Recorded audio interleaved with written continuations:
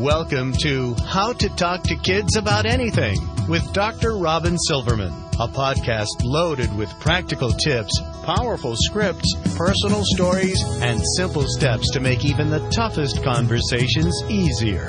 So get ready to get the information you need to make the impact you want from someone you trust, your friend, parenting expert, Dr. Robyn Silverman. Hello and welcome to How to Talk to Kids About Anything, where we give you the tips, scripts, stories, and steps to make even the toughest conversations easier.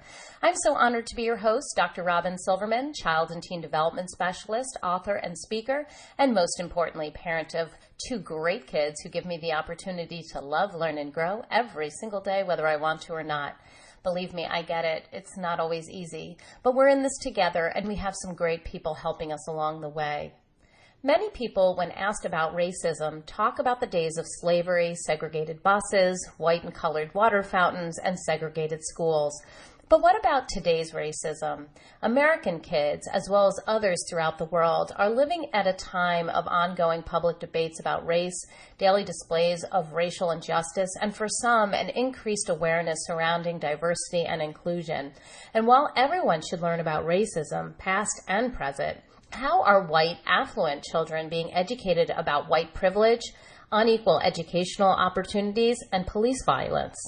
This was the overarching question Margaret Hagerman aimed to answer in her new book, White Kids, Growing Up with Privilege in a Racially Divided America, a book that summarizes 2 years of research that focused on her observations of upper-middle-class white families in an unidentified Midwestern city and its suburbs.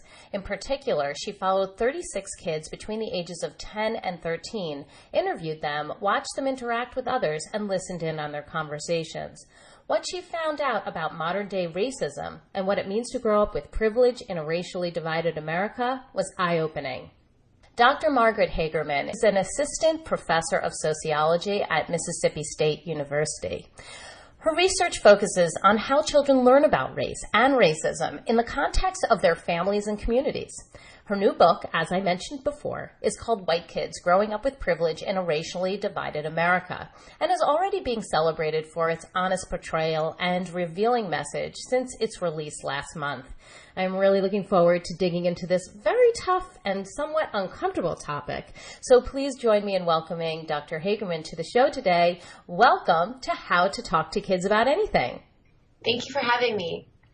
Well, before we get into the meat of the matter, for those who haven't had the opportunity to meet you or to read your book, can you tell us what gets you up in the morning and how you got so interested in the concept of racism in the context of families and communities?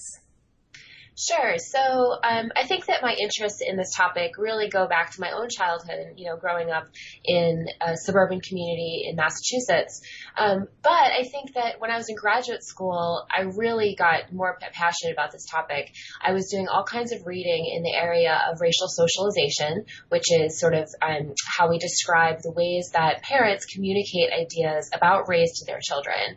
And when I was doing all of this reading, I realized that the literature was focusing for very important reasons on the experiences of African American families especially, and in particular how parents raising Black children in America are preparing their kids for the potential future acts of discrimination or prejudice or racism.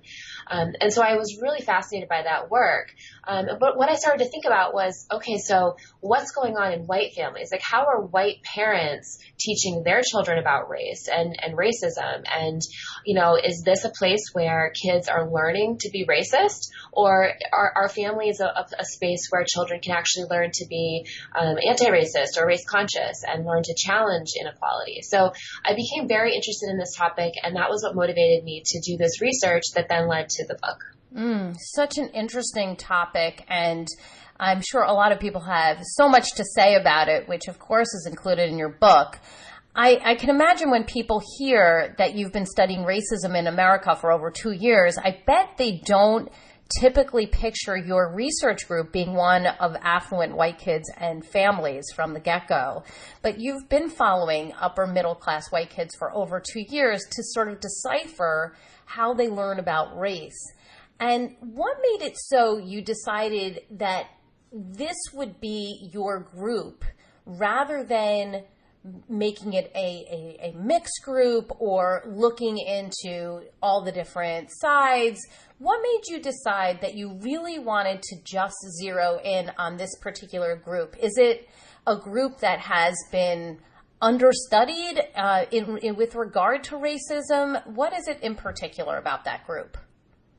So that's a really interesting question. And actually, in the social science literature, we see that white families have often been subjects in research, right? Going back to psychology, sociology, human development. But what there doesn't seem to be a lot of are studies that are taking a critical perspective on race and how white families have race. And in fact, some of my scholars, Linda Burton and some of her colleagues, have a great article that talks about, this idea that, well, white families do have race. This, even though oftentimes people who are white might not identify their race as meaningful to them, certainly we know from a more sociological perspective that race shapes all of our lives, regardless of how we personally are identified. And so that was one of the sort of motivations, there just isn't a lot of scholarship in this area.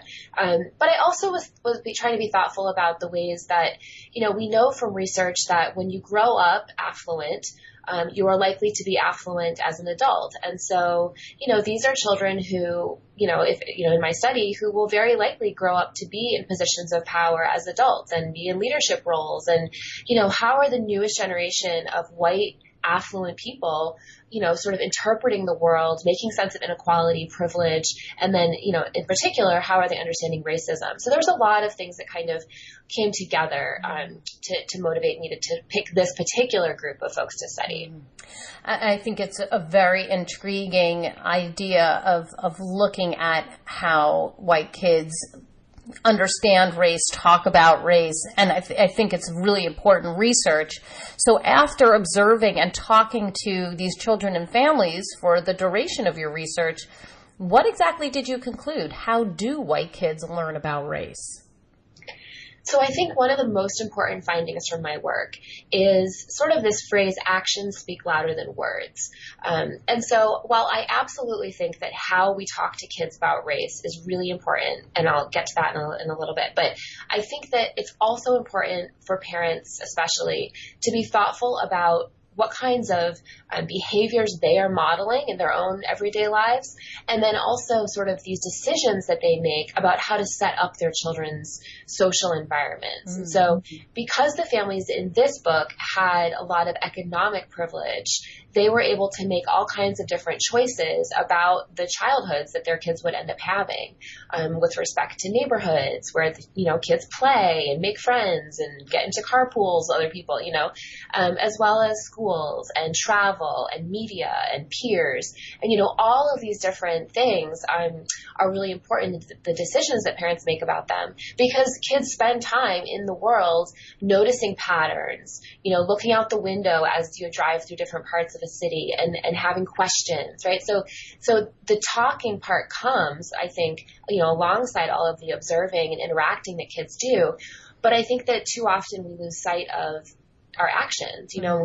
We focus so much on how to talk about race that we sometimes lose sight of the fact that what we say also ought to map onto, what we do. Mm-hmm. So obviously there are different approaches that people are taking in order to teach kids about race. So whether it's experience or conversation, what would you say is the impact of the different approaches people take to talk to kids about race, or to help their kids understand more about race? Sure. So I think that one of the, I hope, useful points of my research in my book is that I actually have the voices of children, and I actually can document what this group of kids, I can't generalize to all kids, but what this group of kids, how they actually were thinking about race and how they were talking about race with their siblings, with their peers, and then also with their family member, with their parents. And so what I found, though, is that there are some patterns in my data. So the first group of parents that I'll talk about, they were raising their children using what I call a colorblind approach, meaning that they believed that if they did not talk about race with their children and they did not answer any questions that the kids might have or, engage in any way with conversations about race, that would ultimately lead to their children not being racist. And so that was the approach that they took. But what went along with that were a whole set of choices about how to set up their kids' lives such that this particular group of kids rarely came into contact with a person of color. They lived in almost exclusively white community, went to a predominantly white school, like in the 90% percentile of white, I think even 98% white, and their friends were all white. And so, they weren't talking about race with their parents, and they were living in this very white sort of bubble, but yet they still had all kinds of ideas about race. And the ideas that they had oftentimes, I thought, were not just inaccurate, but sometimes they actually were really problematic, and they produced some ideas that I think their parents would actually be, would be very discouraged about, For example, there were two boys that I observed who were eating string cheese together, and they were debating why there are so many black NBA players. And, they were debating this, going back and forth, and what they concluded was that black people must have an extra muscle in their body that allow them to be so athletic, which, is really problematic because, number one, it's incorrect, and two, it connects back to this long history of scientific racism and, going back to all the anthropological, racism and thinking about measuring people's bodies and creating hierarchies, so it was really striking to me. And a lot of the children in this first group, they had a lot of anxieties and questions about race, and they didn't feel like they could ask their parents or even really talk about it with any of the adults. They even had a rule at their school that said you weren't allowed to use the word racist, because this was because the kids were using the word racist to insult each other. Like, rather than saying, "Oh, you're stupid," they'd be like, "Oh, you're racist," and they were laughing. So the teachers decided to just erase that word. So anyways, that kind of gives you a sense of the first group of families. And that's very different, though, from this other group of families, the second group that I'll talk about. And the second group was really invested in talking openly about race. They talked a lot about the history of racism in America. They connected the history to the present, which I think, is really important for their children to be able to have that sort of modeled for them. They did not make the topic taboo. And as a result, these kids had much more sophisticated understandings of race and racism. They could talk about racism with more confidence. But they also were living lives that were meaningfully racially integrated. They were going to schools that were integrated. They were living in neighborhoods that were within very close proximity to a predominantly black neighborhood. And they had a whole host of experiences that reinforced what their parents were saying. And so in the book, I sort of draw out some of the moments of hypocrisy or sort of contradiction, between what this second group, what they say and what they do. But I think the more overarching message that I'm trying to sort of share today is that, these are two very different groups of parents that are approaching this topic differently. And then there are different outcomes in what the kids actually think. So I'd love to know if you had the opportunity to debrief and speak to the families that were kind of living in the bubble, and then their kids had a very distorted or wrong view of race, of racism. What would you want to convey to those families to help get them on a more balanced path to helping their kids understand more about race and racism? Yeah, so I think that one of the things that was so striking to me in my research was that when I finished the interviews with kids, the parents would immediately want to know what their kids said. They're very curious about that, which I completely understand. But what really struck me was that I didn't get the sense, and this is actually true for many of the families, that parents were doing a lot of listening to their own children. And so I think that before you can really start talking about race with kids, I think that it's really important to listen to what their questions are, to what they've been noticing. to what their ideas might already be. I mean, we have research that shows that very young children are noticing patterns around race. They're adopting, negative ideas about members of a different race than them. And so, I think that listening to kids is probably the first most important step. I also think, though, that for these families that were not wanting to talk about race, I think part of the reason that they did not want to talk about race was that they were themselves, as adults, very uncomfortable with this topic. And so I think one piece of advice that I would probably give families in that position is to take the time to try to educate yourself and to do some reading. There's a lot of really great books out there right now, that have come out literally in the past few months, that are sort of, invitations to have new conversations about race and to sort of, figure out what it is that you're so nervous about, and then, read up on that topic and educate yourself.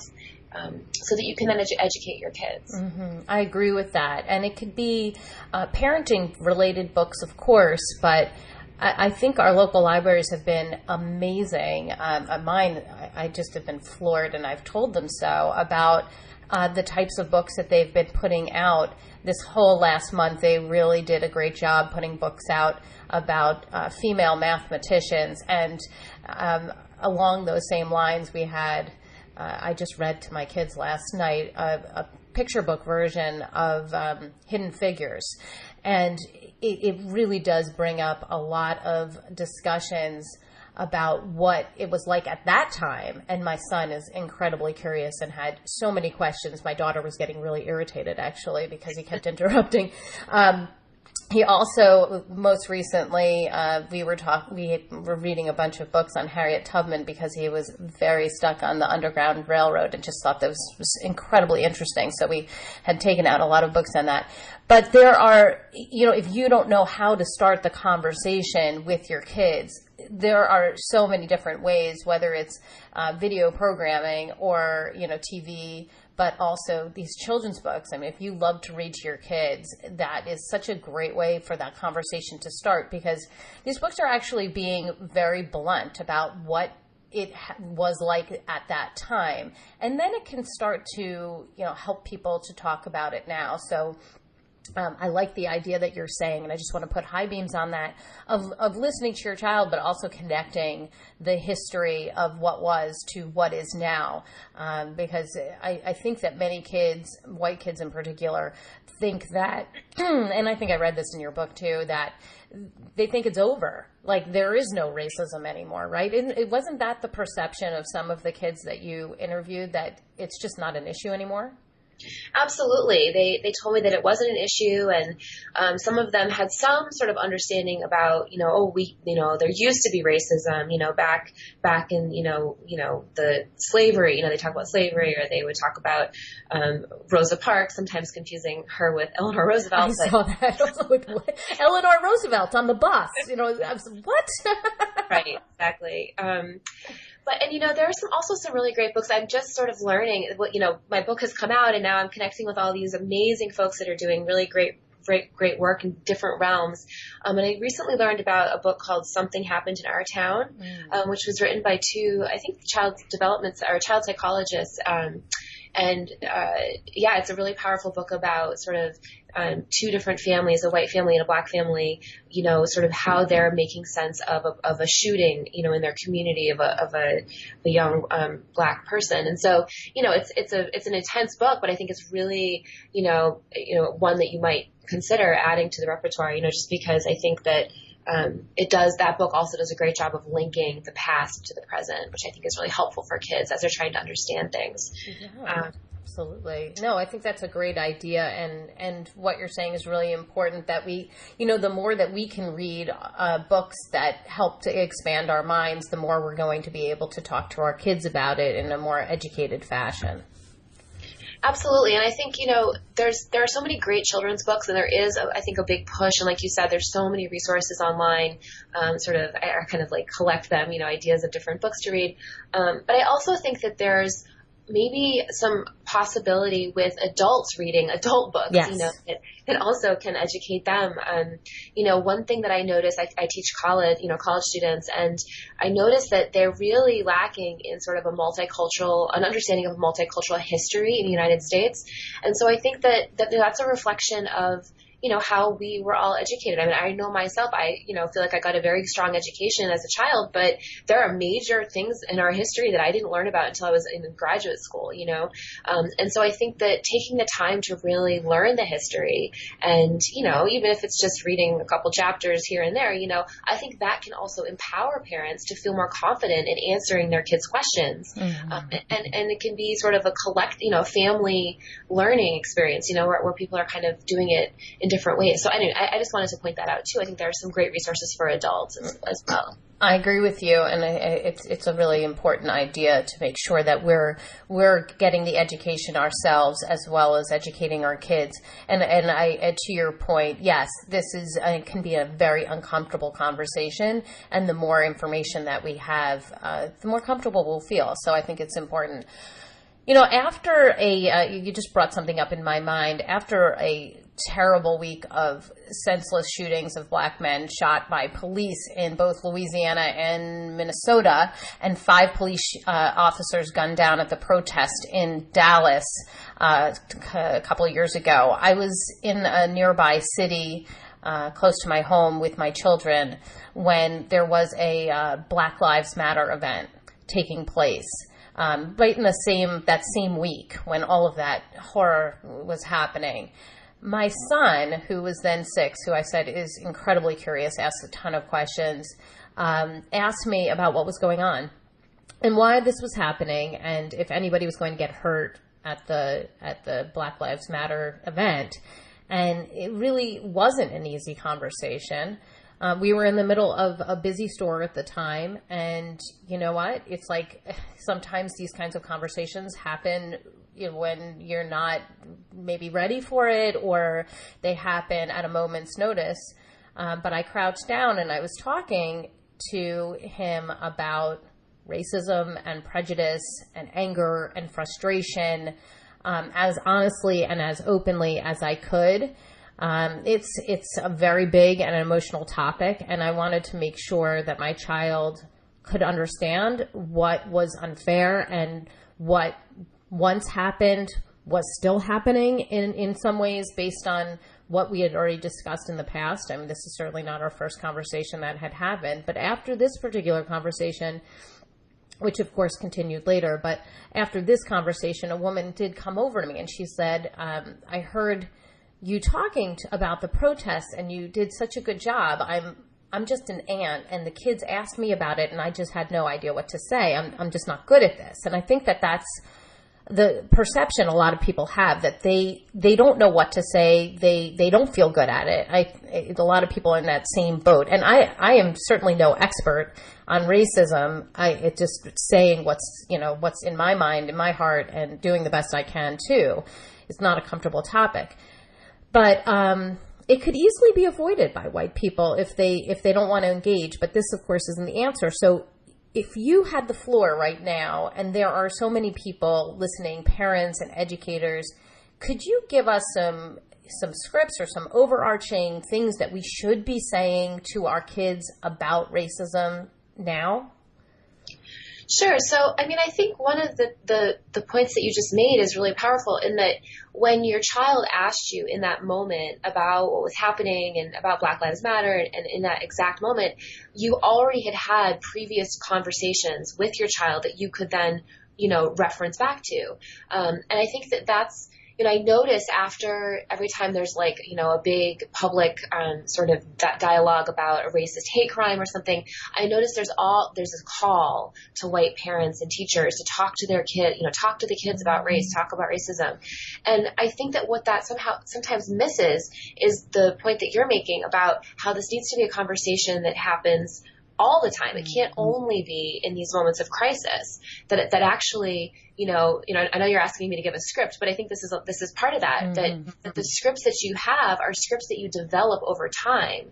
And the first time that you talk about racism, it's probably going to be a lot more difficult to do that at that store in that moment than sort of this being a part of your, relationship with your kid that you build over time, that you can talk about these subjects that are often taboo or that are really emotionally charged or difficult, and so I think that's sort of more of a strategy in terms of how to do it. But in terms of what to do, I mean, a lot of psychologists and other scholars talk about the utility of the concept of fairness and how fairness can be a really powerful tool because kids are generally very interested in things being fair. And so, that's one, I think, strategy is to really focus on the ways that fairness operates or doesn't operate.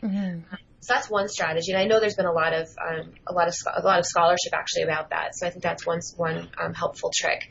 So other things, I think again, really trying to ask questions and find out what kids are thinking about, and then maybe having some ideas about maybe ahead of time thinking about ways that you might answer that. Another thing you said that struck me was just that that aunt that came up to you, and didn't really know how to respond. It's okay. I think it's okay to not know how to respond. I mean, sometimes, I've worked with a lot of kids and they ask you things and you're like, oh my gosh, I literally have no idea how to respond to that. Especially if it's not your kid. It's like the story of my life. Yes. Yeah.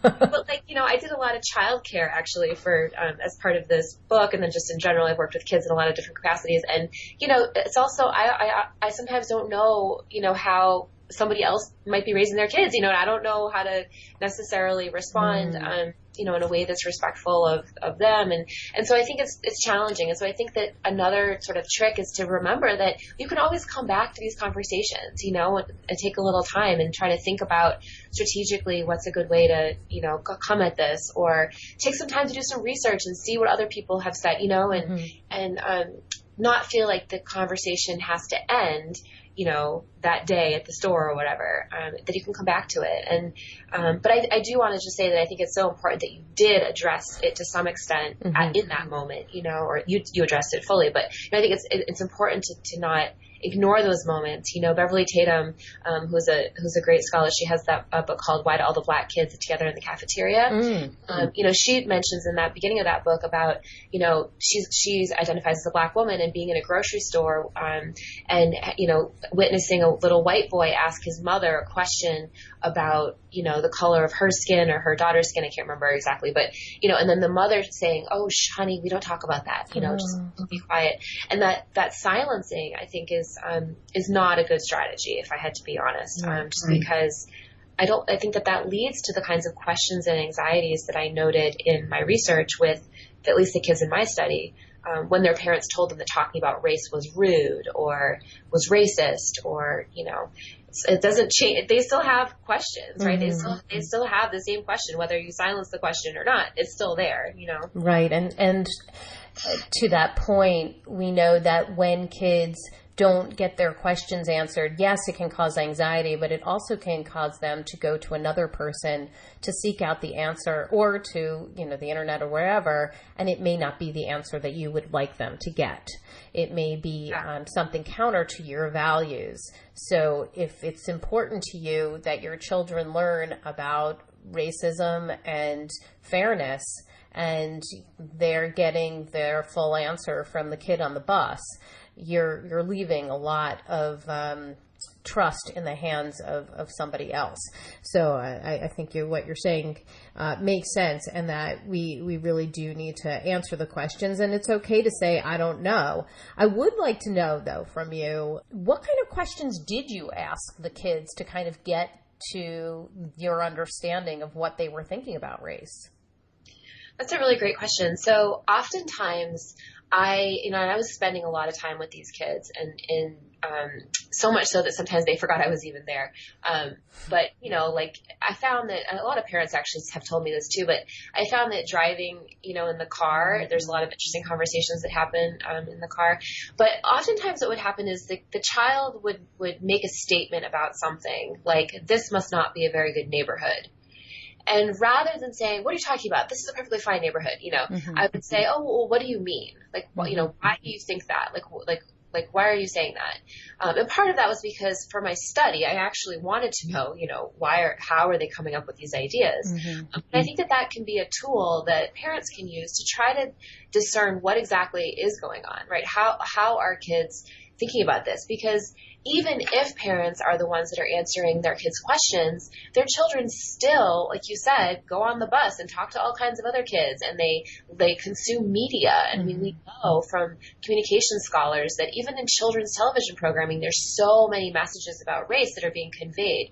So I think that the kids are learning about race in so many different ways that, whether you talk about it or not, finding out what they're thinking, I think is one key trick. Another thing I did was I showed the children pictures of different celebrities. And what was interesting about this is that I initially wanted to use this as a little kind of activity during my interview with them. I did a formal interview with each child. And what was interesting is that, I asked them to tell me who these celebrities were and what they knew about them, and then to identify them by race. And some of the kids were very, happy to do that. But then other children were like, no, I can't identify anyone by their race. That's racist to do that. And so I realized, that wasn't my intention of that study, of that part of the study, to get that response, but that was what the kids really believed. So, I think finding creative ways to talk about race, whether it be drawing upon things that are going on in the news or thinking about even things like celebrities that they really look up to. I think that there are lots of ways that you can start conversations about race that don't necessarily have to make everyone feel defensive or emotional, that it can be a much more normative part of your day, that this, and some of the parents actually did that they just, they were talking about race so much that with their kids that their children didn't feel like it was a difficult topic. So one last thing I wanted to tell you too, another thing I want to tell you, when you were mentioning, kids learning about race from their friends, some of the children actually compared learning about race to learning about sex, which I thought was super interesting. And they were telling me that just like their teachers didn't want them to talk about sex at school, their teachers also didn't want them to talk about race, and their parents didn't want to talk, so it was like for some of these kids in their heads, they were drawing kind of a similarity. There was a similarity between these two subjects that many people argue is important that children are educated about their own bodies or about, dynamics of inequality, but yet we really struggle. So it's one of the reasons why I love your work in trying to empower people to have these conversations that kids actually, I think, generally want to have, Thank you for that. I really appreciate it. And interestingly, while we've been talking, I was actually equating the same thing. I felt very similarly in terms of, feeling like race and sex were on this similar line of taboo, that we don't want to talk to our kids about it, or the discomfort in talking about it, or feeling like you don't have all the information, or nervous about, what you're going to say or what your child is going to say. So I really enjoyed that comparison because it's exactly what I was thinking. It's so interesting that the kids have picked up on that as well. I was thinking of, because I'm writing a book on this, I'm like, I'm definitely going to be comparing those things. And you just said it. So that's interesting. Yeah, and it's funny too because some of the so I went back and re-interviewed the kids when they were in high school, and one of them in particular, she told me that she did not understand why they had sex ed at their school.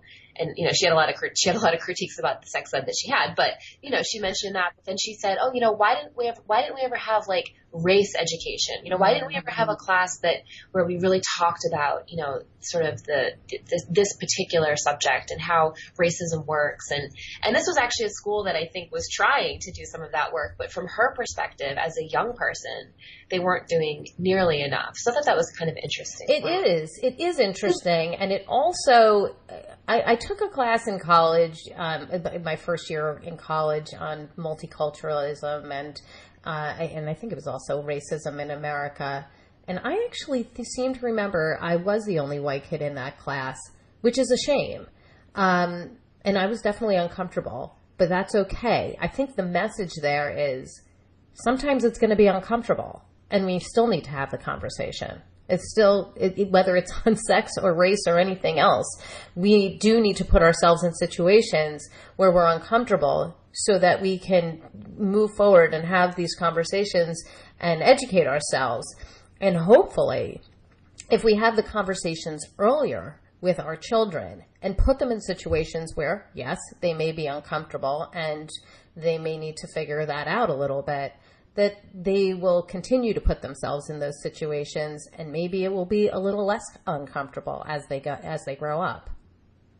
Absolutely, and certainly, for some of the kids in my book, who had friends and real friendships with one child that has there's three boys that he's friends with who are all Black. And it's so funny the way that they met each other. He tells me about how he was at the playground and he saw this guy jumping off the play structure, and that was why they became friends, because they to jump off things together. And so even though that sounds like just a really simplistic little thing, I mean, the point is that those kids were in the same playground, which is sort of an equal status kind of interaction, right? They're just playing. Not certainly things can happen, that on playgrounds, I'm not, saying that, but, this was an opportunity for them to form a meaningful relationship. And then later, when these same boys were being sort of, from this white child's perspective, targeted by the teachers in a way that the white kids weren't, he was able to, he was very upset, and he was able to sort of advocate with his friends about what was going on at the school. So it was actually a form of empowerment that he had, that he really had these relationships. And so I think that, like you said, starting at young ages can be really important, and thinking about the power dynamics that are at play in your community. And all, our communities are all very different. I think that can be really helpful. Absolutely. Absolutely. So you've talked about a bunch of do's and don'ts throughout this interview. You talked about making sure you don't stay silent. You have in some way, alluded to the fact that we really need to, if we can put our children into situations like the playground where they can meet other kids who are different from them, who are racially different and multiculturally different, that they're going to form friendships, learn something. But I would love to learn a little bit more about any do's and don'ts you might recommend to help kids understand the gravity and frequency of racism, to maybe bridge some of those divides. What can parents do or not do that can help this next generation of white kids see that racism and privilege is still happening, and that they can do something about that? Yeah, so one of the things that I talk a lot about in my research is this sort of conundrum of privilege that many of the parents in my book face, where they feel like on the one hand, they have to give their child every opportunity that they can. That's part of being a good parent, is to use your resources to get advantages for your kids. But then on the other hand, for some of them at least, they feel very passionately about raising children who are race conscious or who are anti-racist or who are not racist, kind of use different language around that. And so they sort of face this paradox of, well, I want to give my kid, the best education, and that means something to them about maybe sending them to a private school. But I also want to teach my kids about fairness and equal opportunity. And so they kind of are in this bind. And so I think that navigating that bind is actually really important for how kids learn about race. And so it's, I don't really have do's and don'ts to suggest, but I want to just reiterate that talking about race is one thing, but how you actually then navigate the world, those actions send really powerful messages to children. And so if you want, if we collectively as a society want to think about the future generations as working to reduce forms of inequality, then I think that means that we have to, find ways to act, when they're young, that communicate to them that everyone actually is equal or should be equal. Not that they are equal, but they should be equal. And so I think, trying to be, I guess my advice to parents is to try to be thoughtful about how to line your actions up with your behaviors, because what I found was that that's actually where kids are learning about race. And then the conversations about race that happen, those are going to be varied depending upon the community that you live in and the choices that you are making. If you do decide to send your kids to private school, there maybe should be some conversations about why and what that means that are honest. And I think that just pretending like kids don't learn that they are, like, for example, some of the kids in my book who went to private school told me they were better than kids that went to public school, that they were smarter than those kids, that they were going to be leaders, whereas the other kids were not. So, these are not things that our parents want them to think necessarily. I think every parent wants their kid to feel like they're special, but they didn't want their children to have the sense of entitlement, necessarily. And so, I guess my advice is that we start thinking more collectively, in whatever way that we work with children, about how what we say, may or may not line up with what we do. Very important, and putting high beams on that, as you said, actions speak louder than words in this case. And if we tell kids that everything should be equal, and yet all of our actions show that we feel that our kids should be superior, then we're definitely saying something much louder with our actions. So I think that's a vital strategy, is to make sure that we're being aware of our actions and that they back up our words. In a nutshell, why do you think it is so important for parents to teach their kids about race? So I think that, in my book, I'm so focused on affluent white families. And again, I've already talked about why that is, but I think it's so important for people in positions of privilege, that they haven't asked for necessarily, but that nonetheless they occupy, in terms of how people are positioned in our society. If you're raising a child that is in a position of privilege, they already have a lot of power as a privileged young person. I think a lot about when young people protest and when they, try to make their voices heard, which kids get listened to and which kids don't.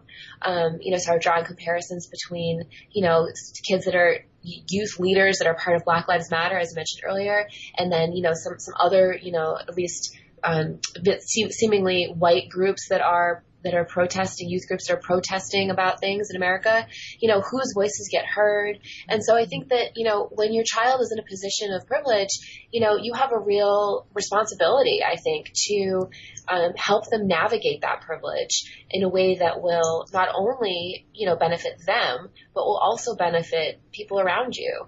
And I think that it's important to recognize that, at least for the families in my book, I mean, these children I'm very certain that they will go on to be leaders. They will, they thought they were going to be leaders, and I think that they probably will be. And I think that we live in a diverse democracy, and it's important, I think, for parents to take responsibility for, the fact that, we're not, we're trying to all, figure this out together. And, I think we can have collective understandings of the world more than individual ones. That might be a better sort of gift for their children, in terms of a more equal future. Was there ever a moment in your book, when you were researching your book, that you were shocked or sort of knocked off your feet from something that one of the children said to you? Absolutely. It was funny. I was talking to these kids about, they were actually telling me about how they were very interested to figure out which race Rihanna was, the musician Rihanna. And so they decided that the way they would determine this was to take bronzer makeup and rub it on their skin and see if they had very white skin, to see if they could get their white skin to look like Rihanna's. And if they could, then Rihanna must be white like them.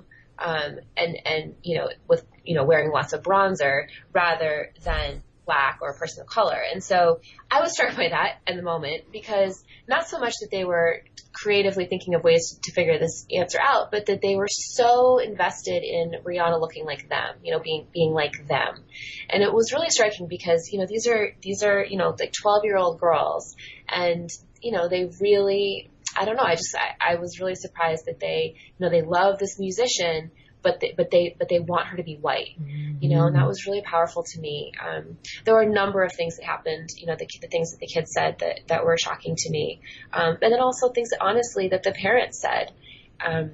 And I can give you an example if we have time. But yes, yeah, definitely give us an example. Sure. So there's this thing called water ballet. I'm not sure if you're familiar. I was not. I'm not. Water ballet basically is some type of combination of like synchronized swimming and ballet. And so these were all girls, and they, you know, had these very expensive costumes on and all this waterproof makeup. This was at like a private pool in the summer, and I was there.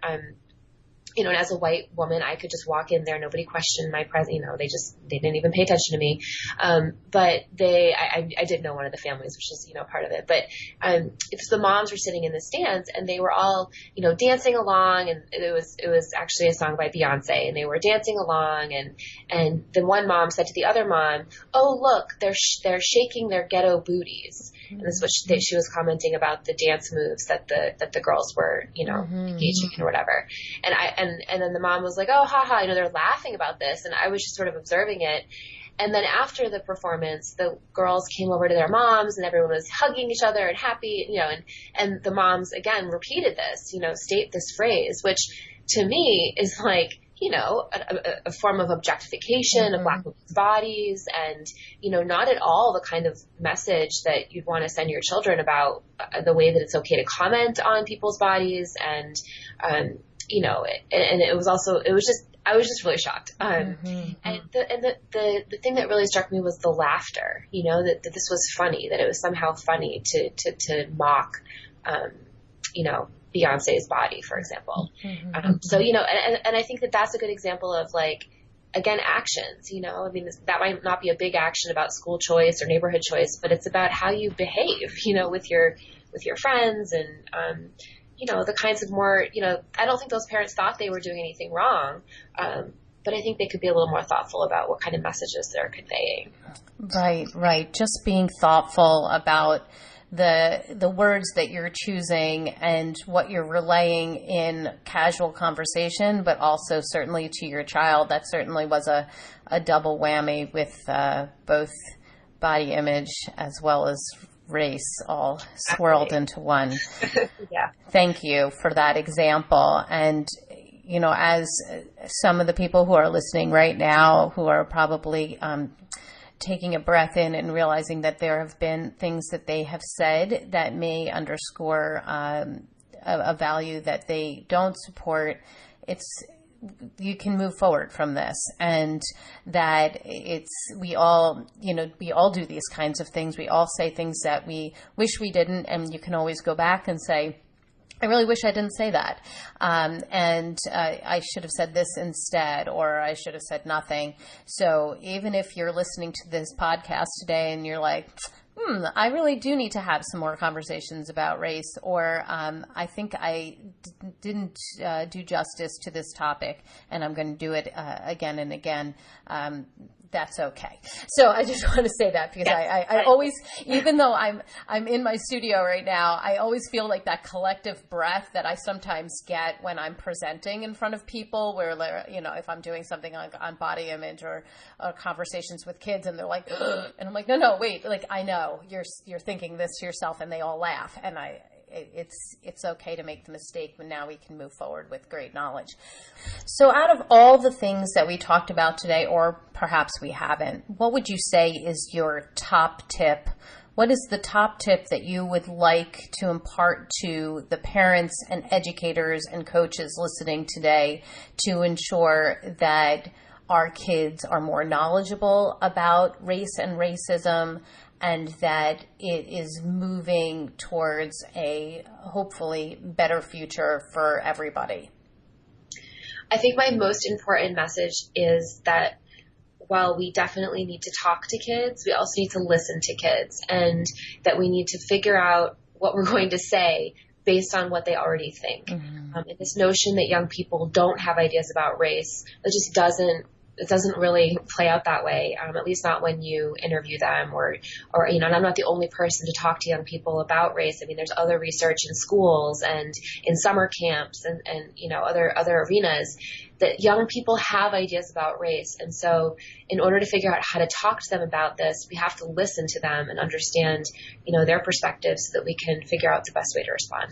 Absolutely. Why don't you give us the resource of the week? Where can people go to get more information about you and your book and everything that you've been talking about throughout this interview today? Sure. So I have a website. It's margarethagerman.com. It's not particularly fancy, but it's a website. And then, I think, I have some other ideas of resources that I can share with you if you'd like, that are not just my own. But certainly that's my website that has my scholarly work and some other things on it. Well, if there's anything that you can send to me, I do extensive show notes. So if there's anything you can send to me, I will put the link at the bottom of the show notes for any additional resources that you think would be good, along, of course, with your book, which will be on the show notes as well for everybody to press on so that they can read more about the book and purchase the book, because it's an important topic and we've got to dig in further as parents and as educators. So thank you so much for coming on the show today. I just love the information that you brought to the table, and I appreciate you really looking thoughtfully into a topic that some people would probably shy away from, given that it can be a tough topic to cover. So I really appreciate that you came on the show today, that you're doing these interviews, and that you've written this book and done some very extensive research. Thank you so much. Well, thank you for having me, and thank you for all the work that you do with your podcast. I think it's really great. Oh, thank you so much. That means a lot to me. Well, thank you, everybody. That's all the time we have for today. My fellow parents, leaders, and educators, thank you so much for tuning in to How to Talk to Kids About Anything. For more information on books, articles, speaking engagements, or curriculum, please visit drrobynsilverman.com. There's great podcasts up there. Whatever the topic that you are worried about, we got it there. And I look forward to weathering the storms and enjoying the sunny side of life together. And if you can, I really would love it if you could go up to iTunes and rate and review this podcast. We want more people to hear about all of these incredible ideas that Dr. Hagerman is talking about and that other people have talked about on our podcast. So if you can go up there and rate and review it, more people will see it and it gets a bigger standing in the podcast community. I would love it. I just want to say thank you for that. Please remember, even on the days when you fall short, you've got this. You're here, you're getting the information you need. I know it's not easy, but never forget there's always tomorrow. Parenting is the ultimate do-over. I see you, I'm right there with you, and as there are moments when we doubt our know-how, our choices, and our sweet sanity, please know you're 10 times the parent you think you are. Until next time, this is Dr. Robyn Silverman with How to Talk to Kids About Anything. Please tune in again and keep connecting through conversation. See you next week. You've been listening to How to Talk to Kids About Anything with Dr. Robyn Silverman. For more information on books, articles, speaking engagements, or curriculum, please visit drrobynsilverman.com.